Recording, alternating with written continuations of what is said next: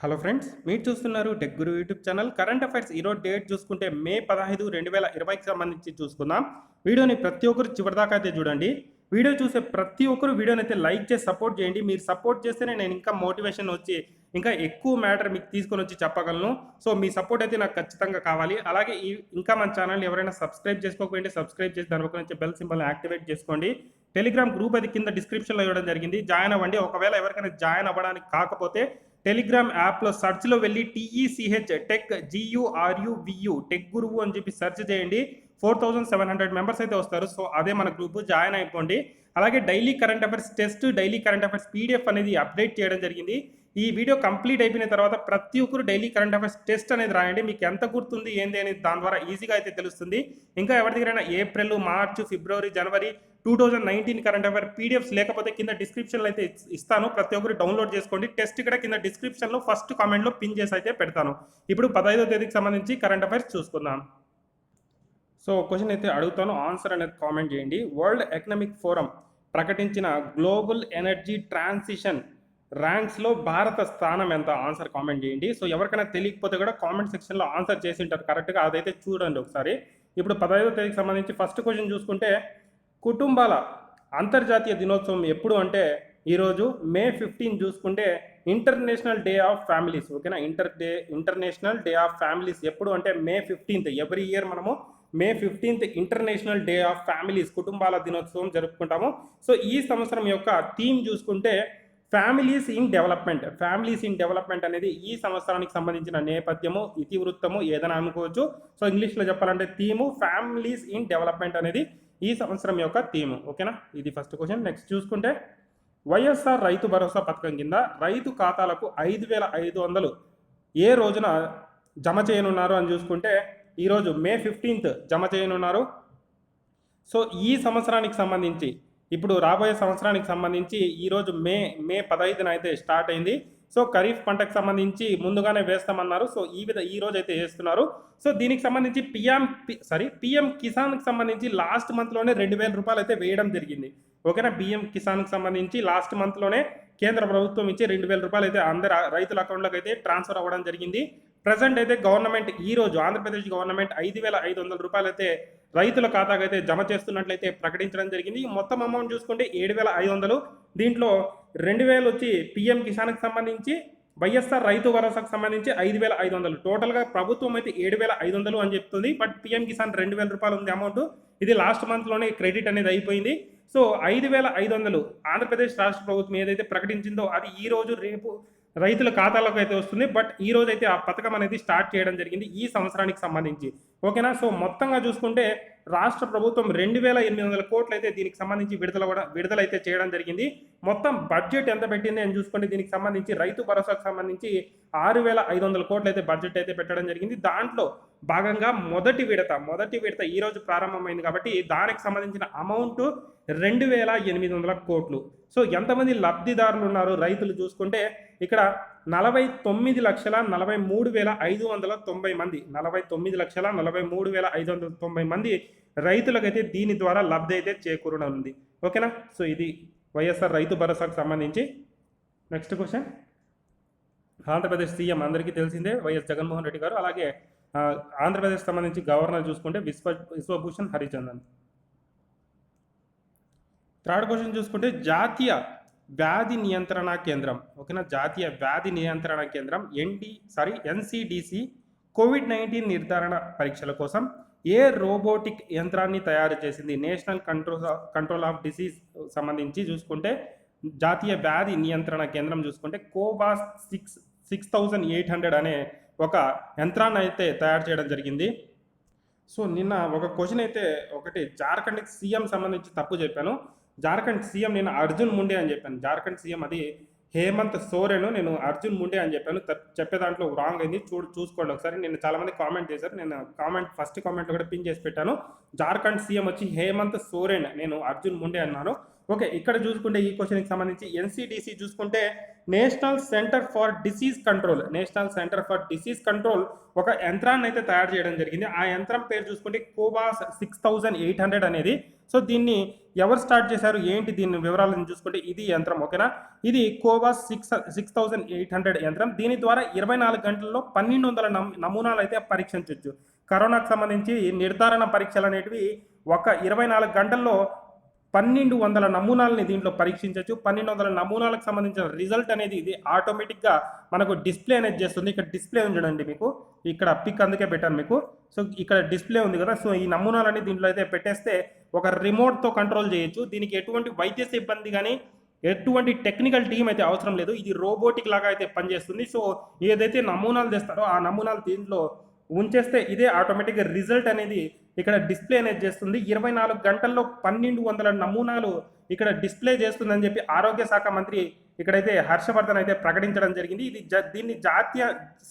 దీన్ని జాతికి అంకితం చేస్తున్నట్లు కూడా ప్రకటించడం జరిగింది. ఇది రిమోట్ ద్వారా అయితే దీని నిర్వహణ ఉంటుంది అని చెప్పి కూడా చెప్పడం అయితే జరిగింది. దీనివల్ల వైద్య సిబ్బందికి ఎటువంటి ఇన్ఫెక్షన్ కూడా సోకే ప్రమాదం కూడా లేదు అని చెప్పి కూడా నిన్న మనకు ఆరోగ్య శాఖ మంత్రి హర్షవర్ధన్ అయితే దీన్ని ఆవిష్కరించిన తర్వాత జాతికి అంకితం చేస్తూ ఈ వివరాలన్నీ చెప్పడం అయితే జరిగింది.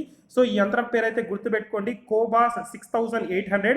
దీన్ని ఎవరు తయారు చేశారంటే national centre for disease control, జాతీయ వ్యాధి నియంత్రణ కేంద్రం కోవిడ్-19 నిర్ధారణ పరీక్షల కోసం రోబోటిక్ యంత్రాన్ని అయితే తయారు చేయడం జరిగింది ఓకేనా. సో ఆ యంత్రం అయితే మీరు పిక్చర్ అయితే చూస్తున్నారు. నెక్స్ట్ క్వశ్చన్, ఇండియా రేటింగ్ సంస్థ అంచనా ప్రకారం 21 ప్రధాన రాష్ట్రాలకు ఎంత ఆదాయం నష్టం వాటిల్లింది అనే అంచనా వేసిందంటే 97,000 కోట్లు నష్టం వచ్చినట్లయితే ఇక్కడ ఇండియా రేటింగ్ సంస్థ అంచనా అయితే వేయడం జరిగింది. కరోనా నేపథ్యంలో, లాక్డౌన్ నేపథ్యంలో 21 ప్రధాన రాష్ట్రాలకు చూసుకుంటే మొత్తం 97,000 కోట్లు అయితే నష్టం వచ్చినట్లు ఇండియా రేటింగ్ సంస్థ అయితే వెల్లడించడం జరిగింది. దీంట్లో మన ఆంధ్రప్రదేశ్కి తెలంగాణకి ఎంత ఉంది అని చూసుకుంటే ఆంధ్రప్రదేశ్కు 5,102 కోట్లు నష్టం వచ్చినట్లు ఇక్కడైతే ప్రకటించడం జరిగింది. తెలంగాణకు చూసుకుంటే 5,393 కోట్లు నష్టం వచ్చినట్లు ఇండియా రేటింగ్ సంస్థ అయితే వెల్లడించడం జరిగింది. ఇది ఏం అమౌంట్ అంటే ట్యాక్సులు ఓకేనా, ట్యాక్సులు, వ్యాట్లు, సో ఇవన్నీ అమౌంట్లు కలుపుకొని మొత్తంగా ఆంధ్రప్రదేశ్కు 5,102 కోట్లు, తెలంగాణకు 5,393 కోట్లు నష్టం వచ్చినట్లు లాక్డౌన్ సమయంలో ఇండియా రేటింగ్ సంస్థ అయితే వెల్లడించింది. 21 ప్రధాన రాష్ట్రాలకు చూసుకుంటే 97,000 కోట్ల నష్టం వచ్చినట్లు ఇండియా రేటింగ్ సంస్థ అయితే ఇక్కడ వెల్లడించడం జరిగింది ఓకే. నెక్స్ట్ క్వశ్చన్, వ్యవసాయ రంగ మౌలిక సదుపాయాలకు ఆత్మ నిర్భర్ అభియాన్ ప్యాకేజీలో ఎంత కేటాయించారు? సో ఇక్కడ మనం చూసుకుంటే రోజుకు ఒక పార్ట్ అయితే విడుదల చేస్తూ వస్తున్నారు. సో ఫస్ట్ మనకు మన ప్రధాని నరేంద్ర మోడీ గారు 20 లక్షల కోట్లు ఇక్కడ ఆత్మ నిర్భర్ భారత్ అభియాన్ ప్యాకేజీ కింద పెట్టడం జరిగింది, ఆర్థిక ప్యాకేజీ కింద. సో దాని తర్వాత దానికి దానికి ఎంత అమౌంట్ అనేది ఫస్ట్ చెప్పలేదు. దాని తర్వాత ఇక్కడ మనం చూసుకుంటే నిర్మలా సీతారామన్ గారు ఒక పార్ట్లుగా దానికి సంబంధించి అమౌంట్ అనేది చెప్తూ వస్తున్నారు. సో ఫస్ట్ రోజు చూసుకుంటే ఎంఎస్ఎంఈలకు సంబంధించి 3 లక్షల కోట్లు అని చెప్పడం జరిగింది. మళ్ళీ నిన్న చూసుకుంటే రైతులకు సంబంధించి 3 లక్షల కోట్లు అని చెప్పడం జరిగింది. సో ఈ రోజు మళ్ళీ వ్యవసాయ రంగానికి సంబంధించి చెప్పడం జరిగింది. అలాగే సూక్ష్మ పరిశ్రమలు ఏదైతే ఉన్నాయో వాటికి సంబంధించి ఈ రోజు కొన్ని పార్ట్స్ అయితే చెప్పడం జరిగింది. దాంట్లో మెయిన్గా చూసుకుంటే వ్యవసాయ రంగ మౌలిక సదుపాయాలు సంబంధించి ఆత్మ నిర్భర్ భారత్ అభియాన్లో ప్యాకేజీలో చూసుకుంటే 1,00,000 కోట్లు అయితే కేటాయించడం జరిగింది. ఏదైతే వ్యవసాయ రంగ మౌలిక సదుపాయాలు, వ్యవసాయ రంగానికి సంబంధించి ఏదైతే కంపెనీస్ ఉంటాయో వాటికి 1,00,000 కోట్లు అయితే కేటాయించడం జరిగింది. సో పూర్తి వివరాలు చూసుకుందాం. కేంద్ర ఆర్థిక మంత్రి నిర్మలా సీతారామన్ ఆత్మ నిర్భర్ భారత్ అభియాన్ ప్యాకేజీలో భాగంగా ఈరోజు వివరాలు వెల్లడించారు. వ్యవసాయ ప్రాథమిక సహకార సంఘాలు, రైతుల ఉత్పత్తి సంఘాలు, అలాగే వ్యవసాయ ఆధారిత అంకుర సంస్థలకు ఈ నిధులను అయితే కేటాయించడం జరిగింది. సో వ్యవసాయానికి సంబంధించిన ఏదైతే కంపెనీస్ ఉంటాయో వాటన్నిటికి సంబంధించి ఈరోజు 1,00,000 కోట్లు అయితే కేటాయించడం అయితే జరిగింది ఓకే. నిన్న చూసుకుంటే కిసాన్ క్రెడిట్ కార్డులకు సంబంధించి 25,000 కోట్లు అయితే కేటాయించడం జరిగింది. కిసాన్ క్రెడిట్ కార్డులు ఓకేనా, రైతులకు చాలామంది రైతులకు కిసాన్ క్రెడిట్ కార్డులు అయితే ఇవ్వడం జరిగింది. జస్ట్ ఆ కిసాన్ క్రెడిట్ కార్డ్స్ అనే ఎవరి దగ్గర ఉంటాయో రైతులు వాళ్ళు జస్ట్ బ్యాంక్ దగ్గరికి వెళ్ళి ఆ కిసాన్ క్రెడిట్ కార్డ్ చూపిస్తే చాలు, అక్కడ బ్యాంకర్స్ ఎవరైతే ఉంటారో వాళ్ళ అమౌంట్ అనేది ఇస్తారు. సో దానికి సంబంధించి 25,000 కోట్లు అయితే కేటాయించడం జరిగింది. నిన్ననే మనం చెప్పుకోవడం జరిగింది దానికి సంబంధించి ఓకే. నెక్స్ట్ క్వశ్చన్, తంజావూర్ నేతి పనికి మరియు అరుంబావూర్ చెక్క శిల్పాలను భౌగోళిక గుర్తింపు లభించింది. అయితే ఇవి ఏ రాష్ట్రానికి చెందినవంటే తమిళనాడుకి సంబంధించినవి ఇవి. సో మనం తమిళనాడుకే చూసుకొని లాస్ట్ వీక్లో చూసుకుంటే కోవిలిపట్టి కడలి మిఠాయి అని చెప్పి ఒక బర్ఫీకి అయితే ఇక్కడ జిఐ ట్యాగ్ అయితే లభించింది తమిళనాడుకు సంబంధించి. మనం నిన్న చూసుకుంటే పుట్టపాక తెలియారు మాలు తెలంగాణకు సంబంధించి, అలాగే సొహరై కోవర్ పెయింటింగ్ జార్ఖండ్కి సంబంధించి జిఐ ట్యాగ్ అయితే లభించింది. సో అలాగే ఎప్పుడు కూడా తమిళనాడుకు సంబంధించి తంజావూరు నేతి మరియు ఆరంభవూర్ చెక్క శిల్పాలకైతే ఈ భౌగోళిక గుర్తింపు జిఐ ట్యాగ్ అయితే లభించింది. సో ఇవైతే మీరు చూడొచ్చు, ఇది కలప అలాగే చెక్కకు సంబంధించిన వీళ్ళు ఇక్కడ బొమ్మలు అయితే తయారు చేస్తారు. దీనికైతే జిఐ ట్యాగ్ అయితే లభించడం జరిగింది తమిళనాడుకు సంబంధించి. తమిళనాడుకు సంబంధించి మొత్తం ఇది కూడా కోవిలపట్టి కడలై మిట్టైకి, సో ప్రజెంట్ చూసుకుంటే తంజావూరు నేతి పనికి మరియు ఆరంభవూర్ చెక్క శిల్పాలకు కూడా భౌగోళిక గుర్తింపు అయితే లభించడం జరిగింది. సో చాలా చాలా ఇంపార్టెంట్, గుర్తుపెట్టుకోండి. అలాగే మనం చూసుకుంటే గోరఖ్పూర్ టెరకోట ఇది కూడా ఉత్తరప్రదేశ్కి సంబంధించి రావడం జరిగింది. అలాగే చాక్హౌ బ్లాక్ రైస్కి సంబంధించి మణిపూర్కి కూడా రావడం జరిగింది. సో దీన్ని కూడా గుర్తుపెట్టుకోండి. అలాగే సాఫ్రాన్ ఏదైతే కుంకుమ పువ్వు అయితే జమ్మూ అండ్ కాశ్మీర్కి అయితే రావడం జరిగింది. ఇవన్నీ ఒకసారి గుర్తుపెట్టుకోండి, చాలా చాలా ఇంపార్టెంట్. ఈ సంవత్సరంలో ఇప్పటిదాకా రావడం అయితే జిఐ ట్యాగ్ అయితే లభించింది. ఓకేనా. నెక్స్ట్ క్వశ్చన్, కరోనా బారిన పడి కోలుకున్న వారిలో ప్రపంచంలో అతి ఎక్కువ వయసు 113 ఏళ్ళు కలిగిన 113 ఏళ్ళ కలిగిన మరియా బ్రానెస్ ఏ దేశం సంబంధించిన వ్యక్తి అని చూసుకుంటే స్పెయిన్కి సంబంధించిన వ్యక్తి. సో కరోనా బారిన పడి ఆమె ఎక్కువ సంవత్సరాలు 113 సంవత్సరాలు ఆమెకి. సో ఆమె అయితే కరోనా బారిన పడిన తర్వాత మళ్ళీ కోలుకోవడం అయితే జరిగింది. ఆమె పేరు చూసుకుంటే మరియా బ్రానెస్. సో ఆమె ఏ దేశానికి సంబంధించిన వ్యక్తి అని చూసుకుంటే స్పెయిన్ దేశానికి సంబంధించిన వ్యక్తి. సో స్పెయిన్ చూసుకుంటే క్యాపిటల్ ఇక్కడ మాడ్రిడ్ అనేది స్పెయిన్ క్యాపిటల్. అలాగే Spain currency euro. Present prime minister ఇక్కడ పెడ్రో సాంచేజ్ అయితే ఉన్నారు. సాంచేజ్ అయితే ప్రజెంట్ స్పెయిన్ ప్రైమ్ మినిస్టర్గా అయితే ఉన్నారు.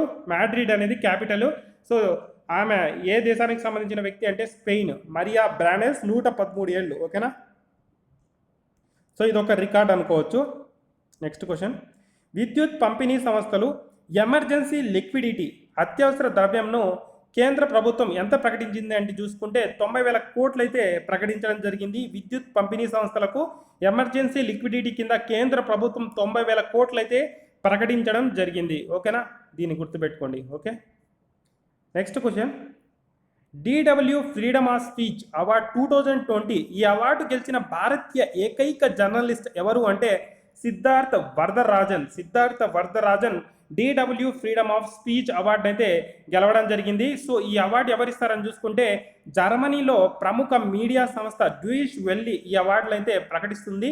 ఇందులో ఇప్పటిదాకా భారత్కు ఒకే అవార్డు దక్కింది, అది కూడా ఈ సంవత్సరం ఈ జర్నలిస్ట్ అయిన సిద్ధార్థ్ వర్ధరాజన్కి అయితే ఈ అవార్డు అయితే గెలవడం జరిగింది. ఈ అవార్డు పేరు చూసుకుంటే DW freedom of speech award 2020. ఓకేనా. ఇది ఏ దేశంలో ఇస్తారు ఈ అవార్డు అని చూసుకుంటే జర్మనీలోని ప్రముఖ మీడియా సంస్థ అయిన డ్యూయిష్ వెల్లీ అయితే ఈ అవార్డును అయితే ప్రకటిస్తూ వస్తుంది. ఇప్పుడు జర్మనీకి సంబంధించి చూసుకుంటే జర్మనీ కరెన్సీ కూడా euro. Germany currency euro, Spain currency కూడా euro. Germany capital Berlin, Spain capital Madrid. ఓకేనా. Germany capital Berlin, Spain capital Madrid. గుర్తుపెట్టుకోండి. ఏ సంస్థ తమ ఉద్యోగులను for ever work from home అని చెప్పి ప్రకటించింది అని చూసుకుంటే నిరవధిక ఇంటి నుండే పని చేయండి అని చెప్పి ప్రకటించింది అని చూసుకుంటే ట్విట్టర్ సంస్థ. నిన్న చూసుకుంటే మనము ఎవరైతే ట్విట్టర్ ఎంప్లాయీస్ ఉన్నారో వాళ్ళందరినీ ఇంటి దగ్గర నుండే వర్క్ చేయండి అని చెప్పి ఒక లోగోను కూడా విడుదలైతే చేయడం జరిగింది, for ever work from home అని చెప్పి. సో ఒక ట్యాగ్ లైన్తో ట్విట్టర్ సంస్థ ఇక్కడ విడుదలైతే చేయడం జరిగింది. సో ఎందుకు ఏంటి అని చూసుకుంటే మ్యాక్సిమం ఇక్కడ ఈ ట్విట్టర్కి సంబంధించిన కంపెనీస్ అన్నీ ప్రజెంట్ అమెరికాలో అయితే ఉన్నాయి. హెడ్ ఆఫీస్ కానీ ఎక్కువ బ్రాంచెస్ కూడా వాళ్ళకు అమెరికాలోనే కలిగి ఉండడం వల్ల ఇక్కడ ట్విట్టర్ సంస్థకు చెందిన CEO ఎవరైతే ఉన్నారో జాక్ డోర్సే, సో ఈ కీలకమైన నిర్ణయాన్ని అయితే తీసుకోవడం జరిగింది. సో ప్రజెంట్ చూసుకుంటే అమెరికాలో కరోనా ఉధృతి ఎక్కువగా ఉంది. సో ఈ నేపథ్యంలో ఎందుకు ఆఫీసెస్కి వచ్చి ఇక్కడ వర్క్ చేసి ఎంప్లాయీస్ మళ్ళీ సఫర్ అవ్వాలి అని చెప్పి ఆలోచించి సో ఈ నిర్ణయాన్ని అయితే తీసుకోవడం జరిగింది. ట్విట్టర్ ఫస్ట్ కంపెనీ ప్రతి ఎంప్లాయీని ఎంతమంది ఎంప్లాయీస్ వర్క్ చేస్తారో అందరినీ ఇంటి దగ్గర నుండే వర్క్ చేయండి, ఎప్పటిదాకా అంటే ఫర్ ఎవర్ ఈ కంపెనీ ఎప్పటిదాకా ఉంటుందో అప్పటిదాకా ఇంటి దగ్గర నుండే వర్క్ చేయండి అని చెప్పి అయితే ప్రకటించడం అయితే జరిగింది. సో ఏ కంపెనీ ఫస్ట్ అని చెప్పి చూసుకుంటే చరిత్రలో ఈ కంపెనీనే ఇంటి దగ్గర నుండి వర్క్ చేయండి అని చెప్పి ప్రకటించడం జరిగింది. ఆ కంపెనీ ట్విట్టర్. దానికి సంబంధించిన CEO చూసుకుంటే జాక్ డోర్సే అత్యధికంగా ఈయన $1 బిలియన్ అనేది ఇక్కడ కరోనా నేపథ్యంలో ప్రకటించడం జరిగింది. మనం లాస్ట్ మంత్లో చూడొచ్చు మనము. డొనేషన్ చూసుకుంటే జాక్ డోర్సే దగ్గర దగ్గర 1 బిలియన్ క్రోర్స్ అయితే ప్రకటించడం జరిగింది. ఓకేనా. నెక్స్ట్ క్వశ్చన్, వ్యవసాయ ఉత్పత్తులు సరఫరా వ్యవస్థ కోసం ఏ ప్రక్రియ చేస్తున్నట్లు ఆర్థిక మంత్రి ప్రకటించారంటే ఆపరేషన్ గ్రీన్. ఈరోజు నిర్మలా సీతారామన్ గారు అయితే ప్రకటించడం జరిగింది. సో ఆపరేషన్ గ్రీన్ అనేది అమల్లోకి తెస్తామని చెప్పి చెప్పడం జరిగింది. సో ఏంటి ఆపరేషన్ గ్రీన్ అని చూసుకుంటే వ్యవసాయ ఉత్పత్తుల సరఫరా వ్యవస్థ కోసం ఈ ప్రక్రియ అయితే చేస్తున్నట్లు ఆర్థిక మంత్రి అయితే ప్రకటించడం జరిగింది. సో ఏదైతే వ్యవసాయ ఉత్పత్తులు అయితే ఉంటాయో వాటిని ఒక ప్లేస్ నుండి ఇంకో ప్లేస్కు సో సరఫరా చేయడానికి సో ఆపరేషన్ గ్రీన్ అనే ఒక చర్యను అయితే తీసుకొని వస్తాము అని చెప్పి చెప్పడం జరిగింది. మనం లాస్ట్ మంత్లో గమనిస్తే వ్యవసాయ ఉత్పత్తుల సరఫరా అని వచ్చింది కాబట్టి ఒక ఇంపార్టెంట్ విషయం అనేది ఇక్కడ మాట్లాడుకోవాలి. లాస్ట్ మంత్ కేంద్ర ప్రభుత్వం వ్యవసాయ ఉత్పత్తుల సరఫరా కోసం ఒక యాప్ని అయితే విడుదల చేయడం జరిగింది. ఆ యాప్ పేరు చూసుకుంటే కిసాన్ రథ్. ఓకేనా. కిసాన్ రథ్ అనే అప్లికేషన్ని కేంద్ర ప్రభుత్వం అయితే విడుదల చేయడం జరిగింది. ఏంటి ఈ కిసాన్ రథ్ అని చూసుకుంటే ఎవరైతే రైతుల ఉత్పత్తి చేసి ఉంటారో పంటల్ని ఒక ప్రాంతం నుండి ఇంకో ప్రాంతానికి సరఫరా చేయడానికి వాళ్ళకు కావాల్సిన ఏదైతే వెహికల్స్ ఉంటాయో వాటిని బుక్ చేసుకోవడానికి ఈ కిసాన్ రథ్ అనే అప్లికేషన్ యూజ్ చేసుకోవచ్చు అని చెప్పి కేంద్ర ప్రభుత్వం దీన్ని విడుదల చేయడం జరిగింది. ప్రజెంట్ చూసుకుంటే పార్ట్ 3లో భాగంగా ఏదైతే ప్రజెంట్ నిర్మలా సీతారామన్ గారు ప్రకటిస్తూ వస్తున్నారో ఆ పార్ట్ 3లో భాగంగా ఆపరేషన్ గ్రీన్ అని చెప్పి ఒకటి తీసుకొని వస్తాం చర్యను. సో దాంట్లో భాగంగా ఈ వ్యవసాయ ఉత్పత్తులు ఒక రాష్ట్రం నుండి ఒక రాష్ట్రానికి సో సరఫరా చేయడానికి ఏ విధంగా అని చెప్పి మొత్తం ఆలోచించి ఒక ప్రక్రియను అయితే చేపడతామని చెప్పి ఈరోజు అయితే ప్రకటించడం జరిగింది. మొత్తంగా దీంట్లో చూసుకుంటే ఇందులో భాగంగా 500 కోట్లు కేటాయించారు. రవాణా ఖర్చుల్లో 50%, శీతల గోదాములు రుసుములు 50% రాయితీ ఇస్తామని చెప్పి కూడా 6 నెలల పాటు అని చెప్పి కూడా ప్రకటించడం జరిగింది. సో దీంట్లో భాగంగా ఆపరేషన్ గ్రీన్లో భాగంగా 500 కోట్లు అయితే కేటాయించడం జరిగింది. ఈ 500 కోట్లు దేనికి ఉపయోగిస్తారంటే 50% వచ్చి ఈ రవాణా ఖర్చులు రాయితీ ఇస్తామని చెప్పి, అలాగే కోల్డ్ స్టోరేజెస్ శీతల గోదాములు ఏదైతే ఉంటాయో కోల్డ్ స్టోరేజెస్ వాటికి సంబంధించి రైతులకి ఎంత అమౌంట్ అవుతుందో ఆ అమౌంట్లో 50% అనేది రాయితీ ఇస్తాం 6 నెలల వరకు అని చెప్పి కూడా ప్రకటించడం అయితే జరిగింది. ఓకే. నెక్స్ట్ క్వశ్చన్, ఆంధ్రప్రదేశ్ పౌర సరఫరాల శాఖ డైరెక్టర్గా ఎవరు నియమితులయ్యారంటే సూర్యకుమారి ఆంధ్రప్రదేశ్ పౌర సరఫరాల శాఖ డైరెక్టర్గా అయితే నియమితులవడం జరిగింది. ఇంతకుముందు ఈమె చూసుకుంటే మేనేజింగ్ డైరెక్టర్గా మరియు వైస్ చైర్మన్గా పౌర సరఫరాల శాఖకు అయితే ఉండేది. ప్రజెంట్ చూసుకుంటే ఆంధ్రప్రదేశ్ ప్రభుత్వం ఈమెను డైరెక్టర్గా పూర్తి బాధ్యతలు అప్పగిస్తూ సూర్యకుమారి గారికి అయితే ఇక్కడ ఉత్తర్వులు నిన్న విడుదల చేయడం జరిగింది. ఏపీ ఫైబర్ నెట్ డైరెక్టర్గా ఎవరు నియమితులయ్యారు అని చూసుకుంటే పవన్ మూర్తి మేనేజింగ్ డైరెక్టర్గా ఇక్కడ ఏపీ ఫైబర్ నెట్కి నియమితులైతే అవడం జరిగింది. సో ఇది ఈరోజు కరెంట్ అఫైర్స్ అయితే. ఇప్పుడు క్విక్ రివిజన్ అయితే చేస్తాను. క్విక్ రివిజన్ ఇంట్రెస్ట్ లేని వాళ్ళు డైలీ కరెంట్ అఫైర్స్ టెస్ట్ కింద పెట్టింటాను, దాన్ని అటెంప్ట్ చేసి నిన్న చెప్పుకున్న కరెంట్ అఫైర్స్ మీకు ఎంతవరకు గుర్తున్నాయి అనేది దాని ద్వారా టెస్ట్ అనేది చేసుకోండి. కింద డిస్క్రిప్షన్లో అలాగే ఫస్ట్ కామెంట్లో అయితే పెట్టింటాను. ఇప్పుడు ఒకసారి క్విక్ రివిజన్ అయితే చూసుకుందాం. ఫస్ట్ క్వశ్చన్, కుటుంబాల అంతర్జాతీయ దినోత్సవం ఎప్పుడు అంటే మే 15. వైఎస్ఆర్ రైతు భరోసా పథకం కింద రైతుల ఖాతాలకు 5,500 ఏ రోజున వేయనున్నారంటే మే 15. జాతీయ వ్యాధి నియంత్రణ కేంద్రం కోవిడ్-19 నిర్ధారణ పరీక్షల కోసం ఏ రోబోటిక్ యంత్రాన్ని తయారు చేసిందంటే కోబాస్ 6800. ఇండియా రేటింగ్ సంస్థ అంచనా ప్రకారం 21 ప్రధాన రాష్ట్రాలకు ఎంత ఆదాయం నష్టం వాటిల్లింది అని అంచనా వేసిందంటే 97,000 కోట్లు. వ్యవసాయ రంగ మౌలిక సదుపాయాలకు ఆత్మనిర్భర్ భారత్ అభియాన్ ప్యాకేజీలో ఎంత కేటాయించారంటే 1,00,000 కోట్లు. తంజావూర్ నేతి పనికి మరియు అరంబావూర్ చెక్క శిల్పాలను భౌగోళిక గుర్తింపు లభించింది. అయితే ఇవి ఏ రాష్ట్రానికి చెందినవంటే తమిళనాడు. కరోనా బారిన పడి కోలుకున్న వారిలో ప్రపంచంలోని అతి ఎక్కువ వయసు 113 ఏళ్ళు కలిగిన మరియా బ్రానెస్ ఏ దేశం అంటే స్పెయిన్. విద్యుత్ పంపిణీ సంస్థలకు ఎమర్జెన్సీ లిక్విడిటీను కేంద్ర ప్రభుత్వం ఎంత ప్రకటించిందంటే 90,000 కోట్లు. DW freedom of speech award 2020 ఈ అవార్డు గెలిచిన భారతీయ ఏకైక జర్నలిస్ట్ ఎవరంటే సిద్ధార్థ వరదరాజన్. ఏ సంస్థ తమ ఉద్యోగులకు for ever work from home చేయండి అని చెప్పి ప్రకటించిందంటే ట్విట్టర్. వ్యవసాయ ఉత్పత్తుల సరఫరా వ్యవస్థ కోసం ఏ ప్రక్రియ చేస్తున్నట్లు ఆర్థిక మంత్రి ప్రకటించారంటే ఆపరేషన్ గ్రీన్. ఆంధ్రప్రదేశ్ పౌర సరఫరాల శాఖ డైరెక్టర్గా ఎవరు నియమితులయ్యారంటే సూర్యకుమారి. ఏపీ ఫైబర్ నెట్ డైరెక్టర్గా ఎవరు నియమితులయ్యారంటే పవన్ మూర్తి. ఓకేనా? ఈ వీడియో నచ్చినట్లయితే లైక్ చేసి షేర్ చేయండి. ఇంకా మన ఛానల్ని సబ్స్క్రైబ్ చేసుకోండి. Thank you for watching.